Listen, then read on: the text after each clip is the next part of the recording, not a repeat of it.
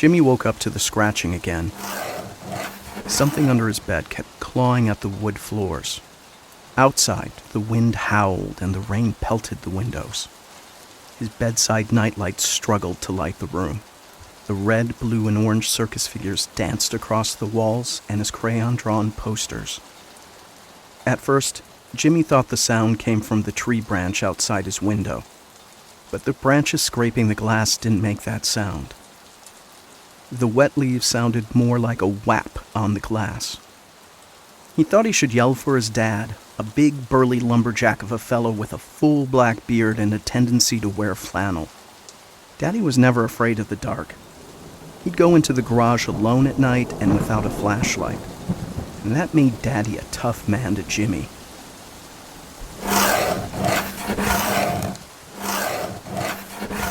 The sound came again. A bolt of lightning flashed and cracked.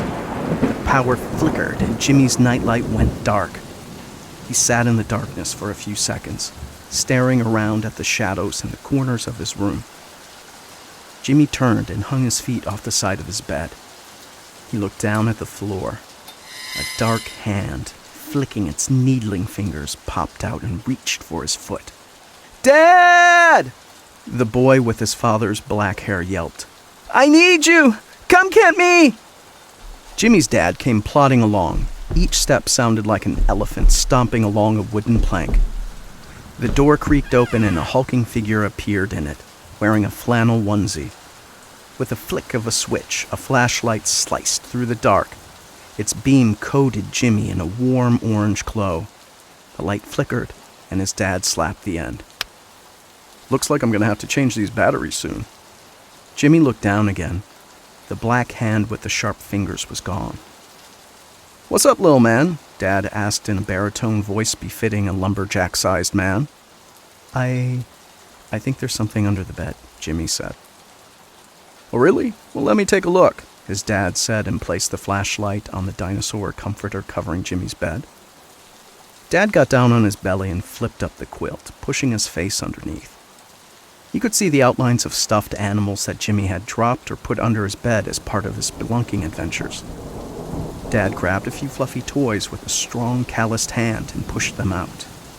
As he reached deeper under the bed, he felt splinters and grooves in the wood. "Ouch!" he quipped as he got stuck by a fragment. "Hey, Jimmy," Daddy said, "would you hand me the flashlight?" Jimmy grabbed it and stuck it over the edge. The dimming orange beam cascaded across his father's green and yellow flannel onesie. "Now what the hell did this?" his father murmured. He pointed the light at the grooves. They were deep and thin. It had to be something sharp like a knife. But Jimmy never took anything like that, and he didn't have toys that could scrape the floor like it either. The sound came again.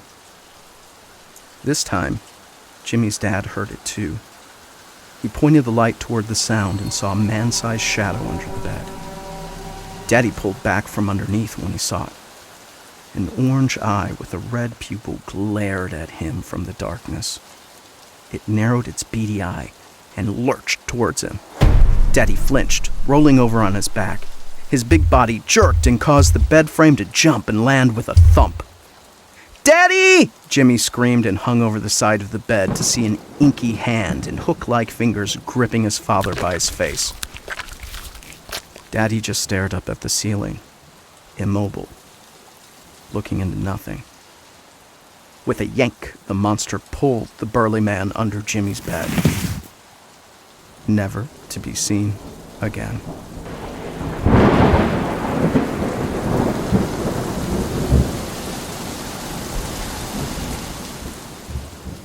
Thank you for listening to Monster Under the Bed from Ghostly Activities, written and produced by your guide, Jacob Rice.